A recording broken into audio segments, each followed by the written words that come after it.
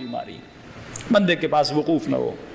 ایک انگریز ہے, اس نے ایک بک لکھی ہے, بک کا نام ہی بے وقوف ہے. 4 سے 5 والیوم ہے اس بک کے, خود اس نے اپنے اوپر لکھی. لکھنے کی وجہ کیا تھی؟ کہتا ہے کہ پڑھا لکھا آدمی تھا, پروفیسر تھا, گھر میں آیا لیکن کہہ رہا میں جب بھی آتا تھا بچے مجھ سے ملتے نہیں تھے, بیوی زیادہ میرے ساتھ بیٹھتی نہیں تھی. تو میں نے ایک دن بیوی کو کہا کہ بیٹی بھی نہیں ملتی, بیٹا بھی نہیں ملتا, جب بھی گھر میں آتا ہوں یہ اپنے کمروں میں چلے جاتے ہیں, وجہ کیا ہے؟ کہ وجہ یہ ہے کہ تم بہت بدتمیز ہو, بددہن ہو, تھوڑی دیر بیٹھتے ہیں بچوں پہ غصہ کرتے ہو, گالیاں دیتے ہو, ڈانٹتے ہو, تو بچوں کو تمہارا اخلاق پسند نہیں ہے. اب آتے ہو وہ کمرے میں چلے جاتے ہیں, اس کے بجائے کہ تلخی ہو اور بد کلامی ہو, بہتر یہ ہے کہ اس بندے سے دور رہا جائے. اور بیوی نے کہا مسئلہ یہ ہے کہ میں بھی تم سے بڑی بیزار ہوں, میں بھی یہی سوچ رہی ہوں کہ 1 مہینے میں تم سے طلاق لے لوں. اب جیسے اس نے سنا کہ بیوی بھی ڈائیورس لینے والی ہے, اس نے بیوی کو کہا کہ مجھے 2 مہینے کی مہلت دو, میں اپنے اخلاق کو اچھا کروں گا. بعثت لأتمم مکارم الاخلاق, میں مبعوث ہوا تاکہ اس معاشرے کو اخلاق مند معاشرہ بناؤں. اس معاشرے کے اندر ایتھکس ہونی چاہیے, باپ سے بات کرنے کی, بہن سے بات کرنے کی. کربلا اخلاق کے علاوہ کیا ہے؟ عباس کا اخلاق, زینب کا اخلاق. سید سجاد عمر میں چھوٹے ہیں لیکن ولایت پذیری تو دیکھو کہ خیمے میں جا کر کہتی ہے سجاد اب تو میرا مولا ہے, کہو تو خیمے میں رک کے جل جاؤں, کہو تو بے چادر نکل جاؤں. ہاں, اتنی اطاعت, اتنی امامت پذیری, اتنی ولایت کو اپنے وجود پہ اپلائی کیا ہے کہ جو سجاد کہے گا میں وہ کروں گی. آج کا مومن ایک پیش امام کی بات پہ عمل نہیں کر سکتا تو امام زمانہ کی بات پہ کیا عمل کرے گا؟ آج کا مومن وقت کے مجتہد کی اطاعت نہیں کر سکتا, امام زمانے کی اطاعت کیا کرے گا؟ جو بندہ مسلم ابن عقیل کی اطاعت نہ کر سکے وہ حسین کی اطاعت بھی نہیں کر سکتا. کوفہ کیوں بنا؟ کیونکہ انہوں نے سفیر حسین کی اطاعت نہیں کی.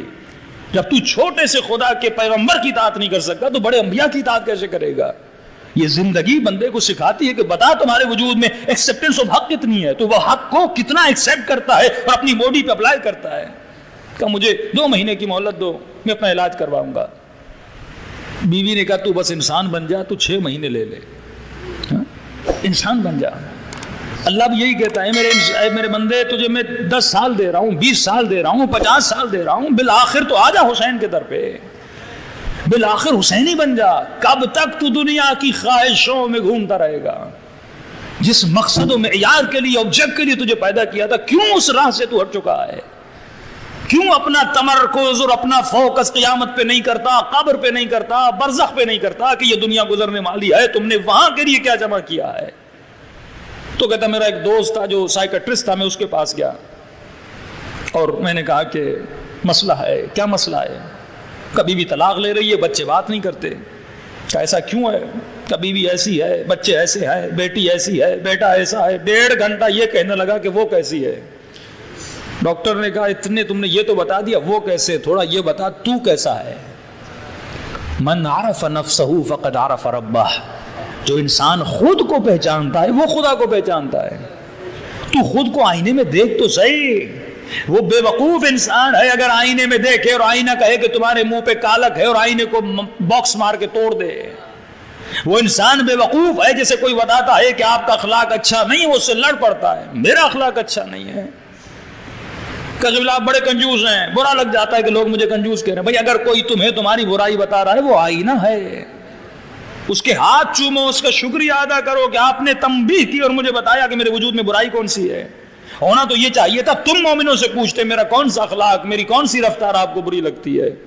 کس نے کہا اتنے آپ نے بتا دیا کہ بیوی کیسی تھی, بچے کیسی تھی, یہ نہیں بتایا آپ کیسے ہو. کہ لکھو کاغذ پہ کہ تم کیسے ہو, تمہارا اخلاق کیسا ہے, تمہاری رفتار کیسی ہے, تم سے کتنے لوگ خوش ہوتے ہیں, تمہارے اخلاق سے کتنے لوگ ناراض ہوتے ہیں. کیا تمہارا وجود لوگوں کو سکون دے رہا ہے؟ کیا تمہارا وجود لوگوں کو ظلمت دے رہا ہے یا نور دے رہا ہے؟ تمہارے وجود سے کوئی فائدہ لے رہا ہے؟ جو بندہ کھانا کھا کر لذت لے رہا ہے یہ شہوت ہے. جو بندہ کھانا کھا کر لذت لے رہا ہے یہ شہوت ہے. جو بندہ کھانا کھلا کر مزہ لے رہا ہے یہ فطرت ہے. علی کو کھانے میں مزہ نہیں آتا تھا, لوگوں کو کھانا کھلانے میں مزہ آتا تھا. اور یہی جذبہ مجلس کا جذبہ ہے نا. مجلس میں آپ نظر و نیاز کر کے خوش ہوتے, یعنی حسین مجلس کے ذریعے تیری فطرت کو فطرت الہی میں بدلنا چاہتے ہیں. یہی چیز تجھے اربعین میں نظر آتی ہے, جذبہ ایثار, کہ دھوپ میں چھوٹی بچی کھڑی ہے کہ ایک گلاس پانی کا پی لو, ننے بچے کھڑے ہیں ذرا آ جاؤ میں تمہارے بوٹس کو پالش کر دوں, لوگ کھڑے ہیں کہ اپنے میلے کپڑے دو ہم تجھے دھو کر دیں, ارے ہمارے گھر میں 2 قدم رکھ کے جاؤ حسین کے ظاہر و کھانا. یہ کیسا جذبہ ہے؟ حسین نے کربلا اور اربعین کے ذریعے سے تمہاری فطرت کو فطرت الہی بنانا شروع کر دیا, کہ انسان کی فطرت اور زمانے کا معاشرے تھا صرف جمع کرنا اپنے بچوں کے لیے, اپنے وجود کے لیے. لیکن جب کربلا جاتے حسین بتاتے ہیں جو خود کھائے یہ تو حیوانیت ہے, جو دوسروں کو کھلائے یہ انسانیت ہے. جو کسی کا گھر آباد, اپنے گھر تو ہر کوئی بناتا ہے, کسی کا گھر بنائے, یہ جذبہ حسین تھا. حسین مدینے میں بیٹھتے تو اپنا گھر بچا ہوا تھا, اپنا گھر لوٹا کر تمہارا گھر بچانا یہ حسین کا کمال ہے. اپنا گلا کٹا کر اور تمہارے جوانوں کی زندگیوں کو بچانا یہ حسین کا کمال ہے.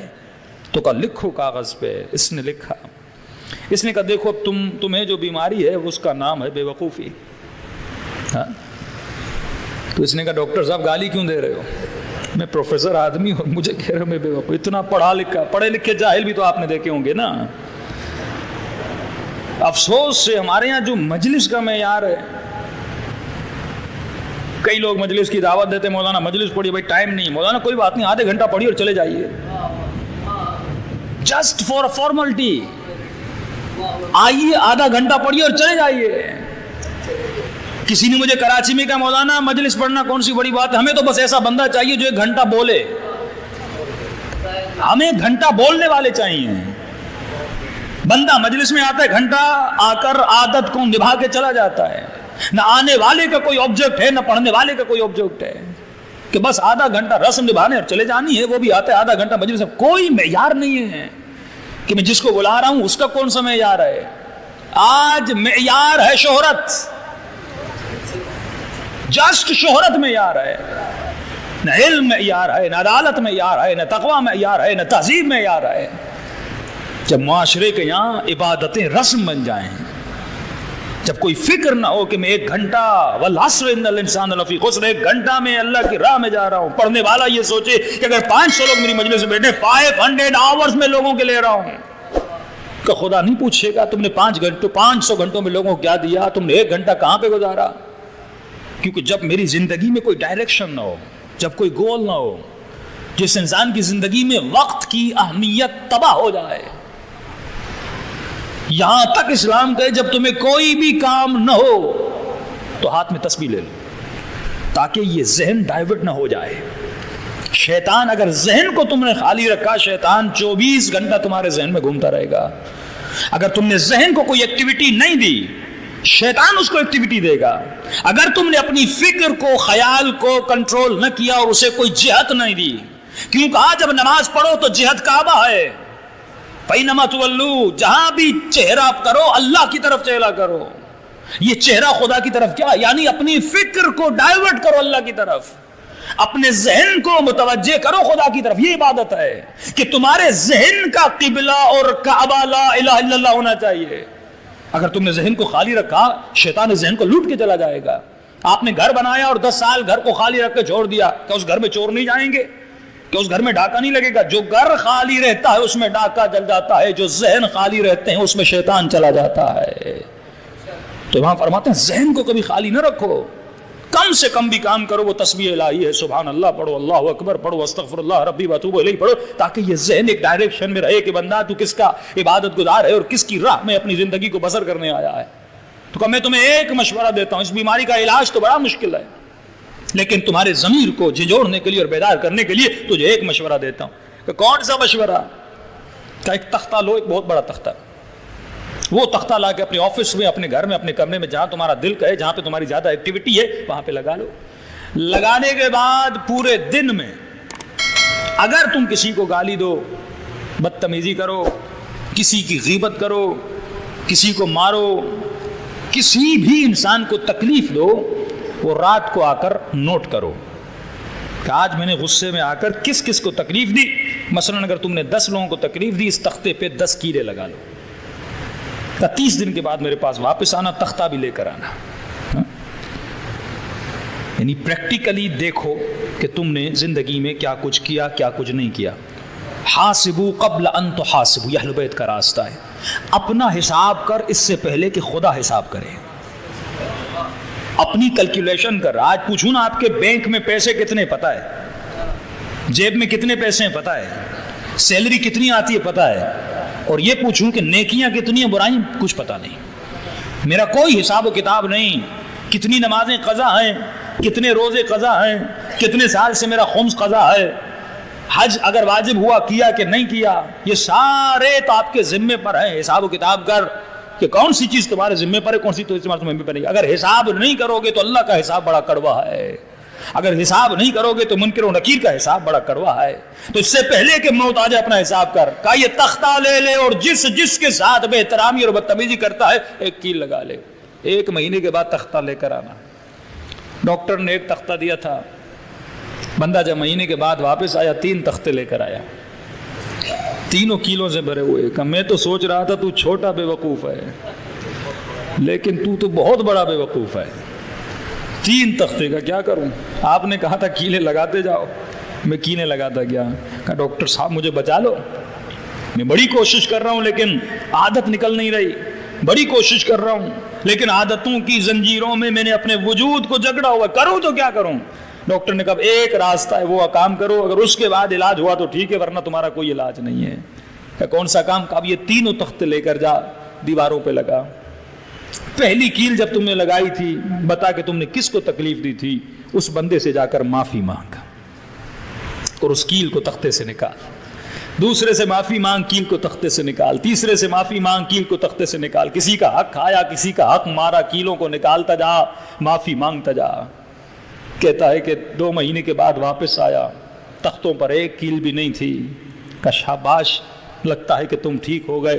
کہ اب بیٹھ جا، میں تجھے ایک چیز بتانا چاہتا ہوں. کہ کون سی چیز ہے؟ کہ ذرا تختوں کو غور سے دیکھ. اس نے تختے کو غور سے دیکھا. کہ کیل لگائی بھی تو نے، کیل نکالی بھی تو نے.